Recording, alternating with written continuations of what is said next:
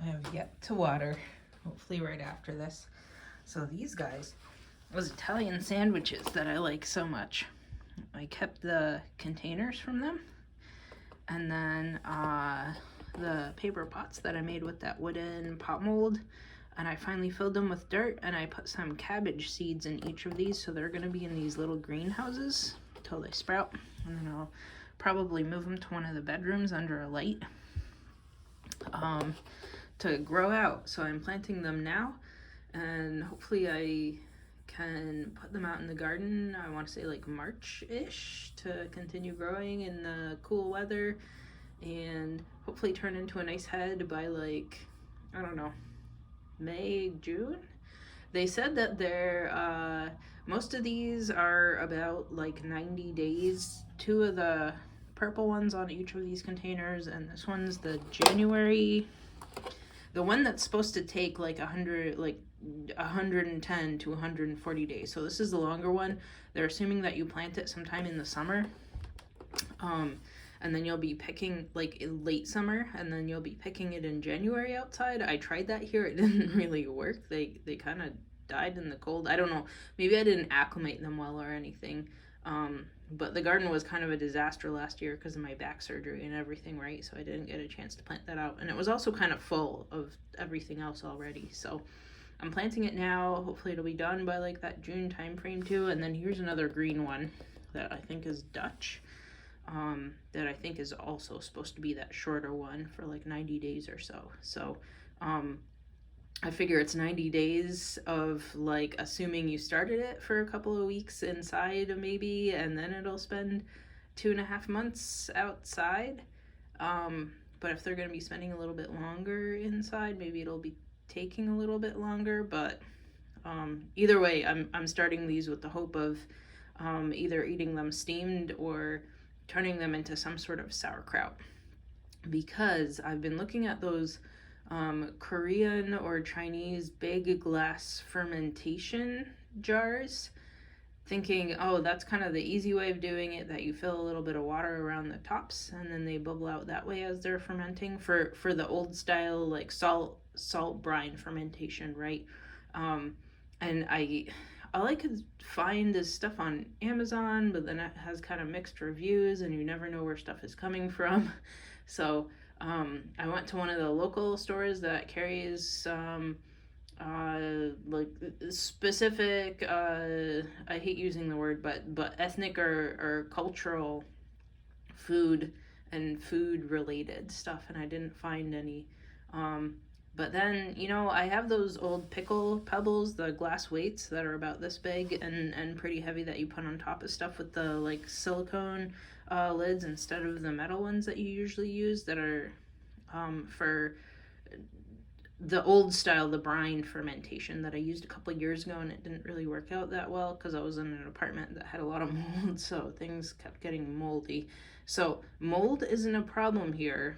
So I think I'll just end up trying those again. I thought I had them for the half pint size jars that I use for pickles, but I looked at it and actually it's for the pint size jars that I have, which is perfect. So I think I'm gonna try salt brine pint jar fermentation with these guys when they grow in. So there's already plans. Right now it's a little newspaper cup filled with dirt, but hopefully it turns into tasty sauerkraut. I also planted up a couple of pieces of ginger in a bigger pot too. I didn't know if I had enough of this dirt that I use as seedling mix for both of those things, but then when I looked at what I have, I still have one bag left of a lot of 5 that I had bought maybe like a year ago. So I think it'll be enough for all the seedlings, because I still have those two, the trays over there, right? I have the all of the newspaper little pots that I made in 2 of those size trays, and I forget how many it fit. I took these 10 out of the bigger stash that I have, and I figure I'll start all of the zucchinis and pumpkins and the regular like tomatoes and everything else in those this year, to give everybody a head start, because with these you can just pop them straight into the ground and you won't be disturbing their roots, right?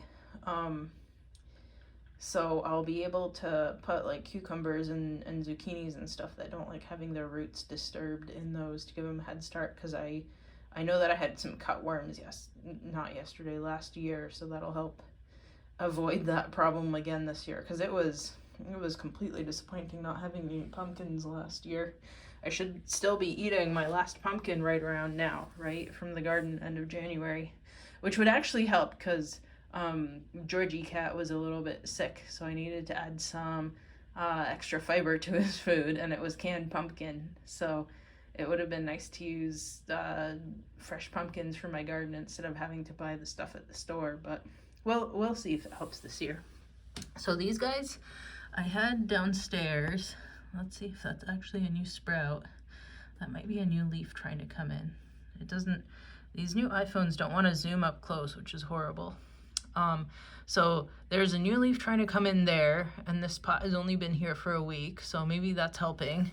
And I don't know if you can see the shiny part of the, without falling over here, the shiny part of the last leaf, and the leaf had actually died, but hopefully having moved them here, it'll help, because originally I had these plants kind of in the corner over here, and then kind of in the middle of the floor over there, if you remember, before I got all of these plant shelves, and they were doing okay.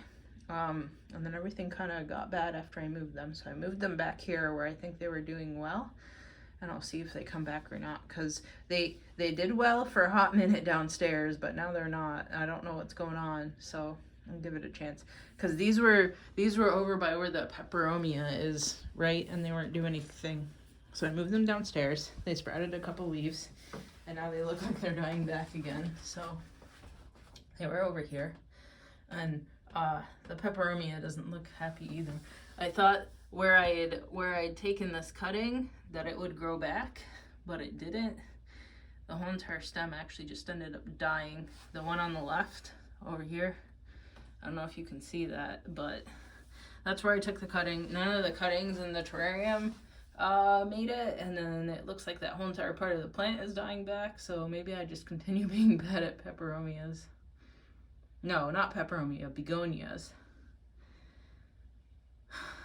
I'm kind of bad with peperomias too. So, that's that. Ooh, Monstera acuminata is putting out yet another leaf. How exciting. She's going for it. And then this one, the dubia, is also, it put out a new leaf.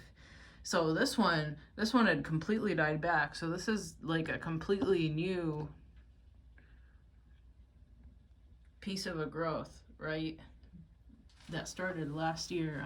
I'm excited that it had put out a new growth, because the last one definitely died and wasn't doing well, and I was afraid that I'd lose the whole entire plant. So I'm glad it's going well. This thing turns into a beast. I think it takes like at least 10 feet of it growing up a thing before it starts making its gigantic upper leaves. So I don't know how I'm gonna manage that. I'd figured when I got this that was a problem for future me to figure out. Sometimes I'm nice to future me, sometimes I'm not nice to future me. What else? This Esqueleto still doesn't have leaves. The Monstera back there, the vine, the leafless vine, I don't know what it's doing. There aren't any side sprouts on it. I'm assuming the spider mite made it look so bad for a while. There's still no leaves anywhere. No new sprouts on it either, like the dubia. I just don't know what to do about this guy. I mean, it's still alive, right? And it's so here where the top of it is, right, there's nepenthes that are thriving in that, and there's a light up there. There's also a light right over here, so come on, guy.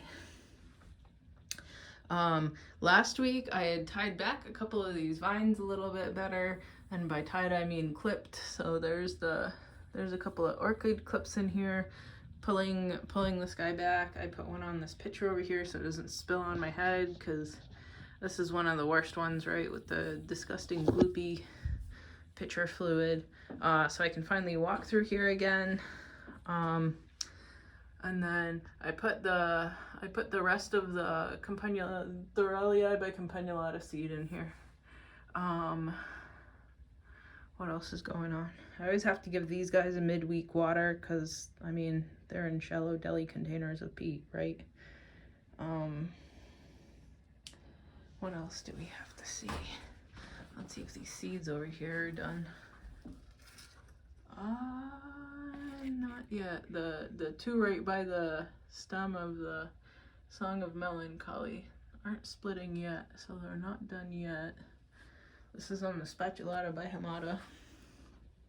Ooh, is that a basil on my bonsai? I took the dead leaves off of this guy, so he only has one leaf right now. He was doing so well in San Diego. He's doing so poorly here. I mean, I guess some of the other plants were doing so poorly that they died here, right? So I should be happy with what I've got. These, ooh, don't kick that. These seeds aren't ripe yet either. And these seedlings, I don't think we've looked at them in a little while. So these seedlings are also doing well. Do you see those pictures? I'm excited. This one on the right, on the bottom, is the biggest one that I've got. So there's still some sort of like slime mold on here. I tried to put some springtails on top of the mix. Hopefully they explode in population soon. I think they all died back because I was doing that systemic insecticide everywhere for the spider mite. So now it's time for everybody to repopulate. I'm also gonna go through and put mosquito dunk, one of those donuts that people put in their swimming pools in a bunch of the plants. Maybe I'll just mix it up in like a gallon jug of water and water everything with it. Because the fungus gnats are getting bad again. So that gets rid of them. I definitely have them downstairs. I notice them when I hop on my computer. They're all over the screen when I hop on at night because they're attracted to the light parts of the screen. So I think I'll be watering at least everything downstairs with that. I don't think I really have a problem upstairs, but if I have some leftover water, I guess I'll water everybody with that. And we actually, we have a decent vlog this week. It isn't short. Click these guys. This thing is growing well. I'm glad I chopped at it. The fact that what I chopped off didn't really root is okay. It won't break off, so it'll just be hard and annoying for a while, but that's fine. And now I've got a nice multi-headed rubber tree. Okay, that's it for this week. Till next week.